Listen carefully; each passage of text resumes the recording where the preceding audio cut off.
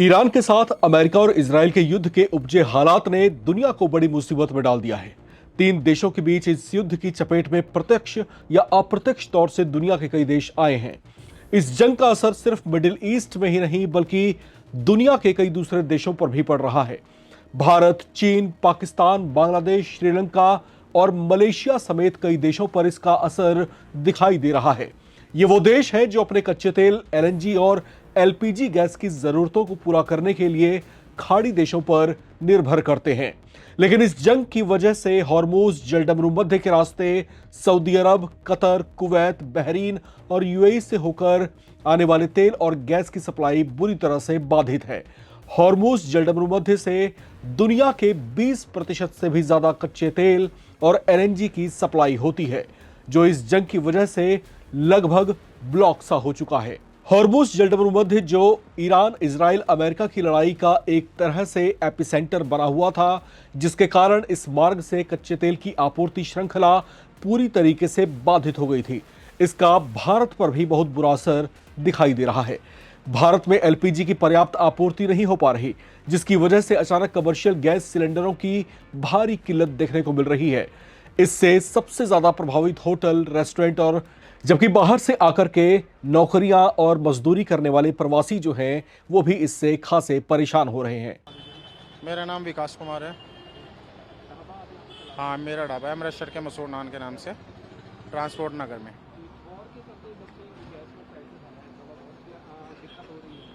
थोड़ी बहुत नहीं सर, बहुत बड़ी दिक्कत हो रही है। देखो ये पकौड़ी है, ये लकड़ी से बनानी पड़ रही है। गैस तो मिल ही नहीं रही, दुकान पे सिलेंडर ही नहीं है। अगर इधर उधर से घर से कोई इमरजेंसी में ले आते हैं वो उठा के ले जाते हैं, बल्कि उठा के ले भी गए हैं 2 सिलेंडर हमारे। पर गैस की तो बहुत दिक्कत हो रही है, सभी दिक्कत हो रही है। ट्रांसपोर्ट नगर में चाय की दिक्कत हो रही है, वो हो रही है। बाहर से ड्राइवर लोग आ रहे हैं, टूरिस्ट आते हैं, बाहर से लोग आते हैं, दिक्कत हो रही है। खाना मिल ही नहीं रहा है लोगों को, और मिल भी रहा है तो बहुत महंगा हो रखा है, दिक्कत हो रही है। सभी सामानों पर रेट बढ़ चुके हैं।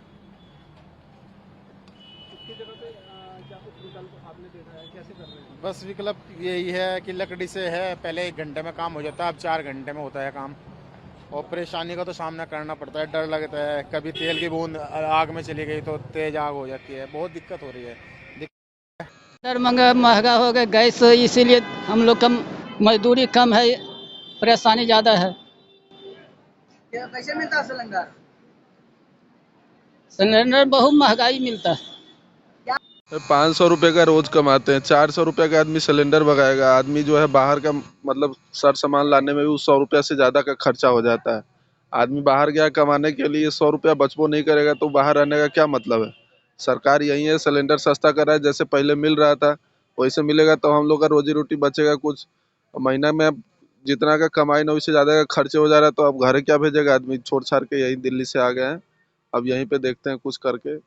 यहाँ पे तो लकड़ी उकड़ी का व्यवस्था है, शहर में तो कुछ लकड़ी उकड़ी का व्यवस्था नहीं है। अमेरिका और ईरान के बीच कई हफ्तों से जारी घमासान फिलहाल रुक गया है। दोनों देश 2 हफ्ते के सीज फायर पर सहमत हुए हैं। इस संघर्ष के कारण भारत काफी दुश्वारियां झेल रहा है। इसमें गैस संकट प्रमुख रहा। अब जब युद्ध थम गया है तो भारत में लोगों को दोबारा पहले की तरह सिलेंडर मिलने का इंतजार है।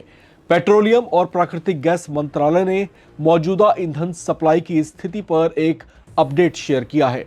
सरकार ने कमर्शियल एलपीजी सप्लाई पर कई अहम बातें बताई हैं। उसके मुताबिक कुल कमर्शियल एलपीजी आवंटन बढ़ाकर संकट से पहले के स्तर का लगभग 70% कर दिया गया है। इसमें 10% सुधार आधारित आवंटन भी शामिल है। सरकार ने इसमें नया अपडेट दिया है। उसने बताया है कि कुछ क्षेत्रों की औद्योगिक इकाइयों को भी पहले के उसके थोक घरेलू एलपीजी खपत स्तर का 70% प्राप्त होगा। इसमें फार्मा, फूड, पॉलीमर, कृषि, पैकेजिंग, पेंट, यूरेनियम, भारी जल इस्पात, बीज, धातु, सिरेमिक, फाउंड्री, फोर्जिंग, कांच और इसी तरह के कई और भी क्षेत्र शामिल होंगे। इस आवंटन के तहत थोक एलपीजी का लाभ उठाने के लिए संबंधित उद्योगों को तय शर्तों को पूरा करना होगा।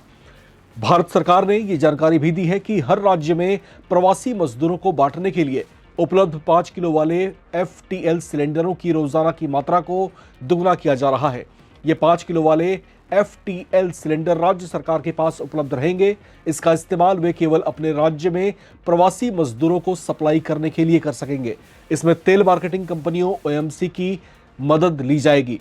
कमर्शियल एलपीजी सिलेंडरों की कमी को पूरा करने के प्रयास किए जा रहे हैं। केंद्र सरकार के प्रयासों को लेकर मार्केटिंग एवं तेल रिफाइनरी की संयुक्त सचिव सुजाता शर्मा ने बताया कि अंतर्राष्ट्रीय उथल पुथल की वजह से इसकी कमी आई है, लेकिन सरकार इस प्रयास में है कि जनता तक इसका असर जो है कम से कम पहुंचे। परंतु जितने भी एडिशनल कार्गोज की मतलब एफर्ट्स किए गए कि मैक्सिमम पॉसिबल कार्गोज को हम टाई अप करें, और उसी के चलते हमने ये इंश्योर किया कि हमारा जो घरेलू उपभोक्ता है उसको कम से कम तकलीफ हो, और जो हमारे किचन के अंदर जो ज़रूरतें हैं उसे हम पूरा कर पाएँ। इसके साथ ही as our supplies improved, they started becoming comfortable. We also started releasing the commercial supplies in a calibrated manner. So जब हमने commercial supplies को increase किया है, तो वो increase करते वक्त घरेलू उपभोक्ता की ज़रूरतों को सुरक्षित रखते हुए ही किया गया है। पेटकेम के संबंध में देखिए, जो एलपीजी पूल है, जो एलपीजी है उस आप जानते हैं वो प्रोपेन और ब्यूटेन है। जब भारत सरकार ने एलपीजी प्रोडक्शन को इंक्रीज करने की बात की तो उसमें प्रोपिलीन और ब्यूटीन जैसे मॉलिक्यूल्स को भी डाइवर्ट करने की बात की एलपीजी पूल के अंदर। तो अभी जो एलोकेशन है वो प्रोपिलीन का है। आपने मुझसे पूछा कि इससे पहले कितना यूज होता था। It is very difficult to tell because refinery के अंदर स्ट्रीम्स कॉन्टिन्यूस मूव करते हैं। अभी आज की तारीख में we are making sure that some extra molecules are also coming to the LPG pool. और जैसा मैंने आपको बता ही दिया है कि हमारी डोमेस्टिक सप्लाईज आर प्रोटेक्टेड।